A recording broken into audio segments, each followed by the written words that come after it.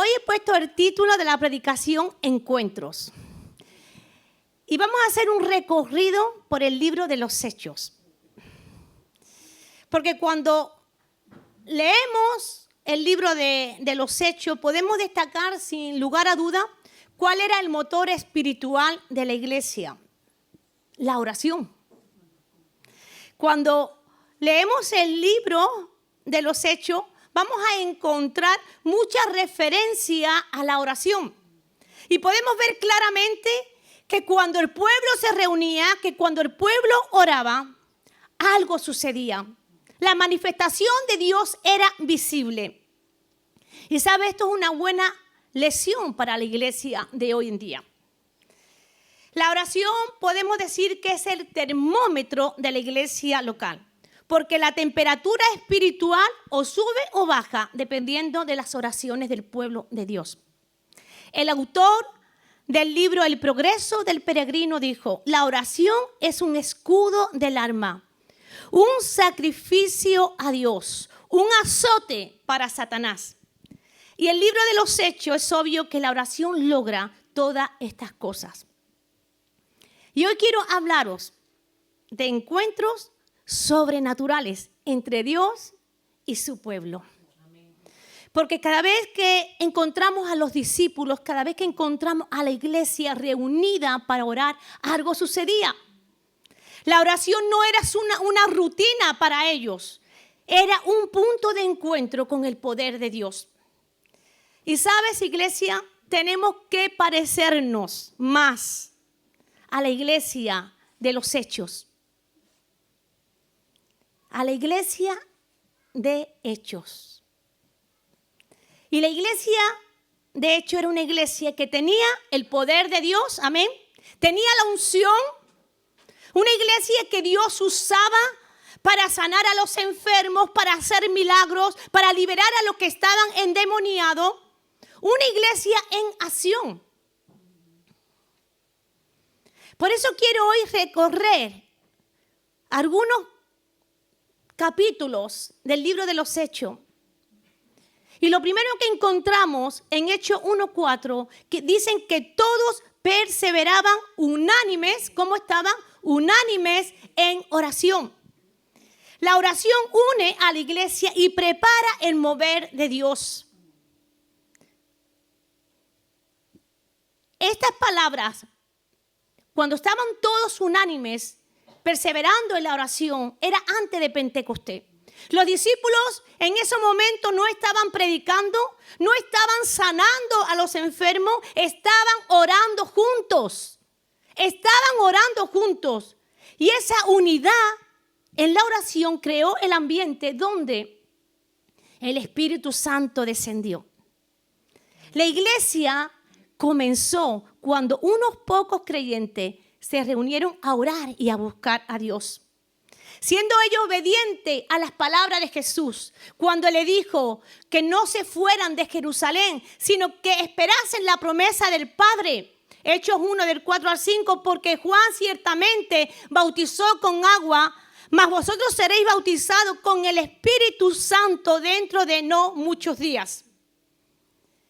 Y vemos cómo la iglesia perseveraban unánimes en oración. Fueron obedientes a la voz de Jesús, al mandato de Jesús. Y todos estaban unidos con un mismo propósito, con un mismo sentir, orando a Dios, esperando lo que Jesús le había dicho, que quizás en ese momento ellos no entendían, porque nosotros tenemos ahora toda la Biblia escrita, pero ellos no sabían qué era lo que tenía que venir. ¿Sabes? La oración desata la manifestación del Espíritu Santo.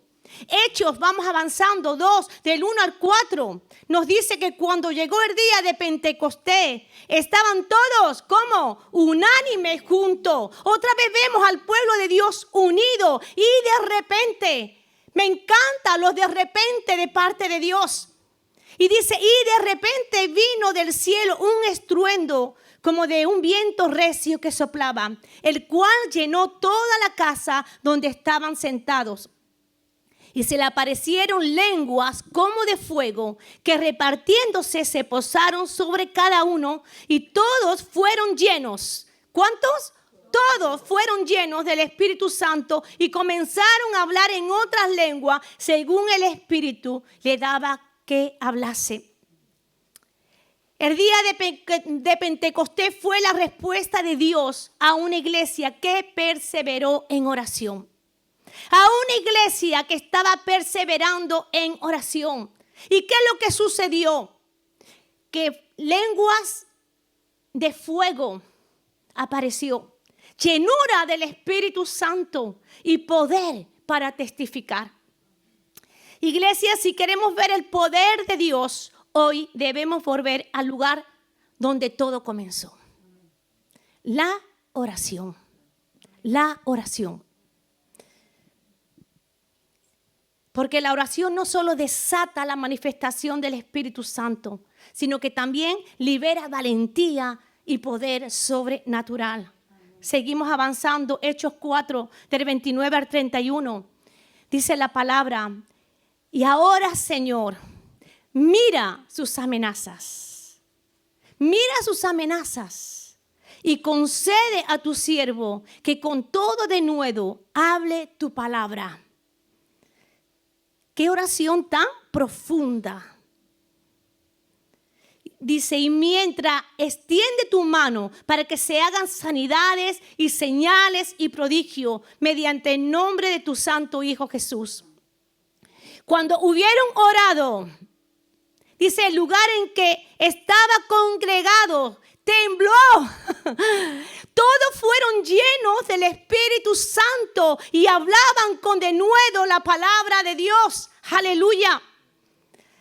Y esta oración es tremenda, iglesia, porque la iglesia no oró para que cesara la persecución, sino para recibir denuedo, para recibir poder para testificar. No estaban diciendo, Señor, quita la persecución, ¿por qué permites? No. ¿Sabe por qué ellos no oraran de esa manera? Porque ellos entendían que su misión principal era proclamar el evangelio, independientemente del costo personal. ¿Y qué pasó?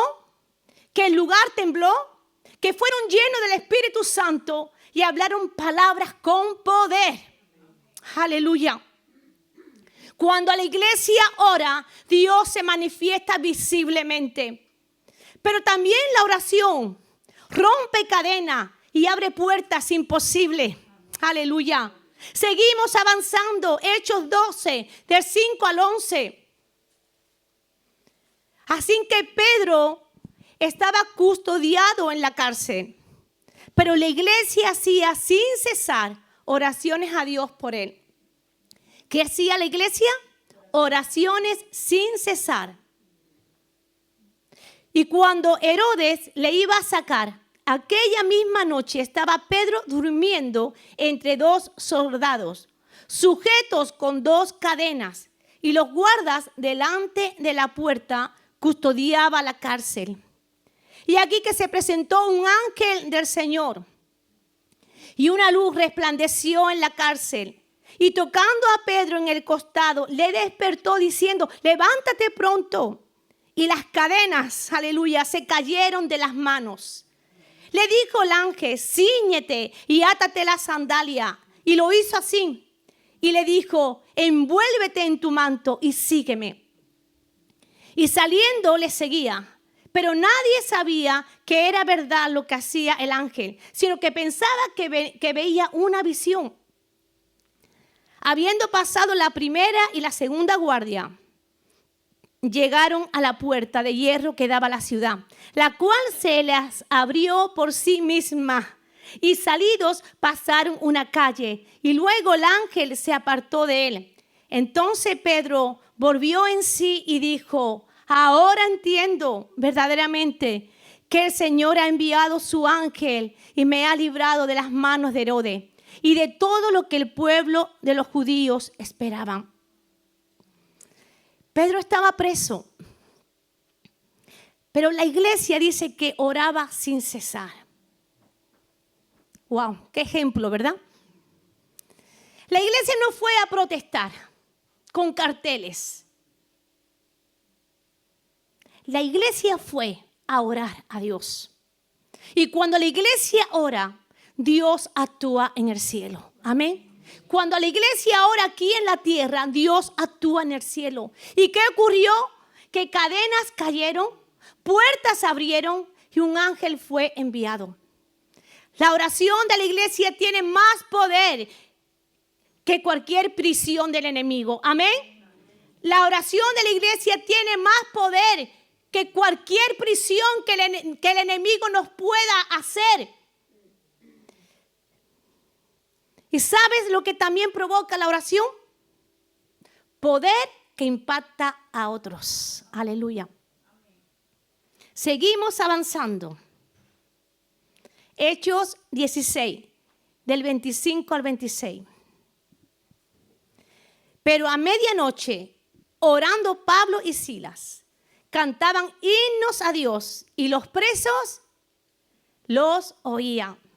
Entonces sobrevino de repente, aquí vemos otro de repente, un gran terremoto, de tal manera que los cimientos de la cárcel se sacudían y al instante se abrieron todas las puertas y las cadenas de todos se soltaron.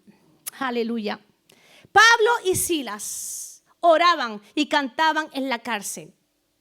En medio de ese lugar donde le metieron, en lo más profundo de esa cárcel que no tiene nada que ver con las de ahora, ellos estaban orando a Dios. Ellos estaban cantando a Dios. Yo sé que todo el mundo os pregunta una cosita. ¿Qué cantaban? ¿A que sí? Nunca lo habéis preguntado. Yo creo que cuando vayamos al cielo vamos a hacer una fila, todo el mundo con Pablo y Silas. ¿Qué estabais cantando? ¿Qué corito era? ¿Qué corito estaban cantando Pablo y Silas? Pero ahí estaban ellos orando a Dios. Y sabe, Dios no solo lo liberó a ellos, sino que dice que sacudió la prisión. Aleluya. ¿Por qué? Porque cuando oras, no solo cambia tu situación, sino otros también son alcanzados.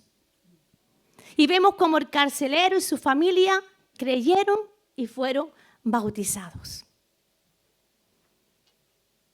Comencé diciendo que deberíamos de parecernos a la iglesia de Hechos, donde la oración era prioridad para ellos, donde encontramos una iglesia unida, que entendía el verdadero significado de ser un hijo y una hija de Dios, que vivían rendidos, una vida rendida, disciplinada y constante en la presencia de Dios.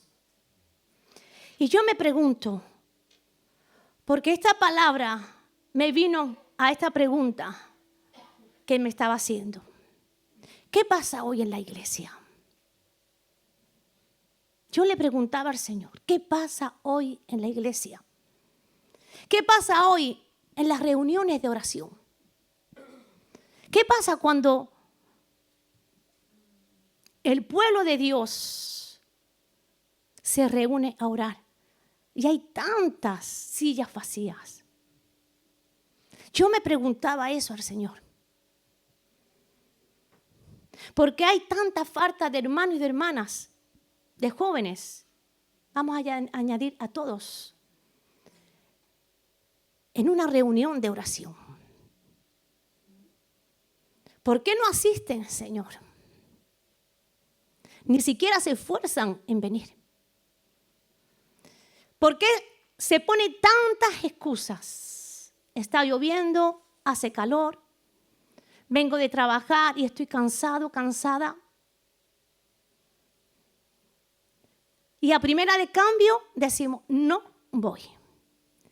Y sin embargo, podemos tener esa misma situación, pero si a lo mejor el plan no es la reunión de oración, sino otra cosa, quizás ahí nos esforzamos un poquito más. Señor, ¿qué pasa? ¿Por qué tu pueblo le cuesta tanto venir a la oración? Cuando La oración debería ser un tiempo donde el creyente corra para estar con la iglesia. Donde el creyente corra para estar unido, orando al Señor, buscando de su presencia. Un pueblo unido, levantando la voz, levantando un clamor, levantando un favor los unos por los otros. ¿Qué es lo que pasa, Dios? ¿Sabes? Una iglesia sin oración es una iglesia débil. Es una iglesia débil. Una vez escuché a un pastor amigo decir en una reunión de pastores que él no medía su iglesia por el domingo, sino por el día de la oración. Es interesante, ¿verdad? ¿Sabes? Un creyente que no ora es un creyente que se seca. Una iglesia que no se reúne como pueblo a orar y clamar es una iglesia débil. Y haciéndole todas esas preguntas a Dios, Él me llevó a ver cómo esa iglesia que comenzó en Hechos era una iglesia activa, una iglesia entregada, una iglesia disciplinada y una iglesia obediente. Y cuando se reunía, no pedía quizás para su bien, porque hemos leído cómo a pesar de las dificultades, oraban pidiendo de nuevo. Y hoy muchas veces nos reunimos y todo es mí.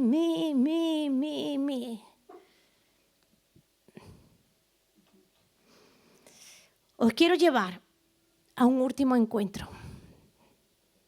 Pero ahora no está en el libro de los Hechos. Nos vamos a nuestro Mesías, nuestro Jesús.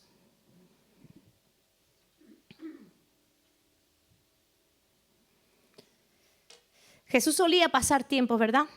Pasar tiempo de oración. Y Él se retiraba, lo leemos muchas veces en los evangelios, como Él se retiraba a menudo a lugares solitarios, a montes, a orar y tener tiempo de intimidad con su Padre.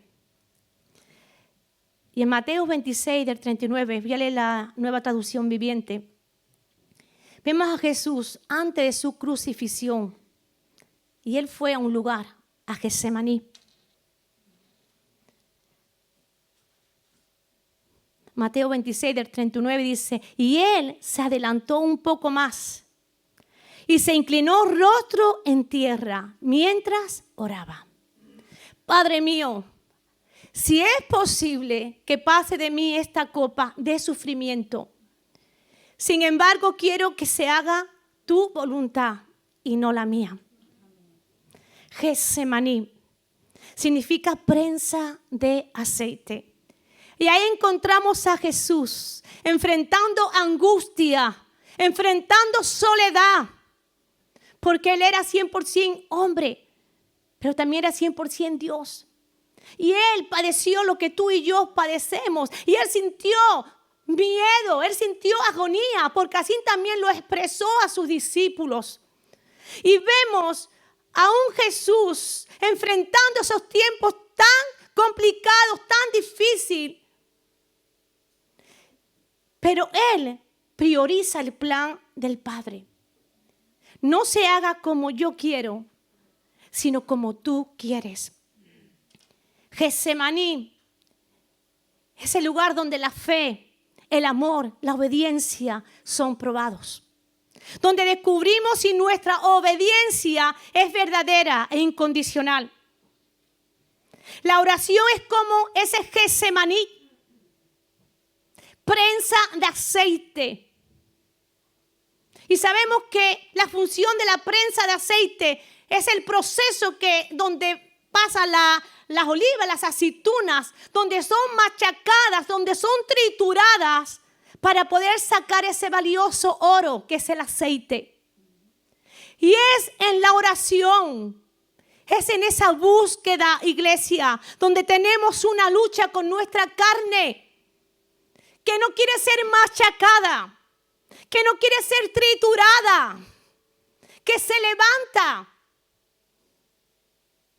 Es en esa búsqueda una y otra vez, en ese Getsemaní, donde yo tengo que matar a mi carne. Donde ahí el orgullo se cae. Donde le entrego mi pereza, mi comodidad. Donde le entrego mis deseos vanidosos. Donde le entrego mis pasiones desordenadas. Y me rindo a Él. Es ahí, iglesia, en el Getsemaní, donde yo mato mi carne. Y en esa búsqueda de oración, una y otra vez. Porque las aceitunas son machacadas una y otra vez. En ese Getsemaní de oración, en esa búsqueda, una y otra vez. Es ahí que puedo decir, Señor, se haga tu voluntad. Por eso cuesta orar. Por eso cuesta orar. Por eso los cultos, las reuniones de oraciones no son tan famosas en el pueblo de Dios. Porque en la oración vamos delante de su presencia, buscándolo a Él. Y ahí vamos matando nuestra carne. Donde el Espíritu Santo nos habla, nos ministra. Es en esa búsqueda una y otra vez. Por eso nos cuesta orar. Porque tenemos que morir a nuestra carne para que Cristo viva en nosotros. Pero quiero decirte algo. Jesús dijo en esa batalla que Él enfrentó, porque ahí también estaba Jesús batallando: hágase tu voluntad y no la mía. Y después Él fue a la cruz. Amén. Él fue a la cruz y cargó tus pecados, cargó mis pecados, cargó el pecado de toda la humanidad. Pagó por tus debilidades. Y allí ganó nuestras batallas. Amén. Allí ganó nuestras batallas. Jesús venció en la cruz. Amén. Jesús venció en la cruz. Y es a través de su muerte y de su resurrección que tú y yo somos más que vencedores. Amén. Tú y yo somos más que vencedores. Iglesia, tengo un clamor. Y ese clamor es: despierta. Despierta. Despierta.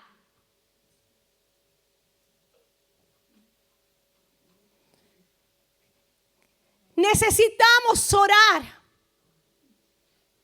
como pueblo, unidos. Necesitamos priorizar nuestro tiempo. Necesitamos saber administrar lo que el Señor nos ha dado. Necesitamos venir y buscar como pueblo a Dios en oración y en clamor. Porque los grandes avivamientos comienzan cuando el pueblo de Dios ora. Los grandes avivamientos comienzan cuando grupos de personas entienden la necesidad de la oración. Necesitamos parecernos más a la iglesia de Hechos. Vidas rendidas, disciplinadas y constantes en la presencia de Dios. Y oro para que haya un despertar en esta iglesia. Porque algo que he entendido, y el martes, cuando estábamos en la oración, fue algo que sintió mi corazón. Es que hasta que no veamos un pueblo que entienda la necesidad de venir a la oración, que cuando haya una llamada a la oración, ponga todos sus medios posibles, porque yo entiendo que hay enfermedades realmente que no se puede, que si se está trabajando no vamos a coger al jefe y lo vamos a encerrar en una habitación para salir. Yo lo entiendo, iglesia, pero también hay mucha gente, muchos hijos de Dios que se acomodan, que en el día de la oración está haciendo cualquier otra cosa.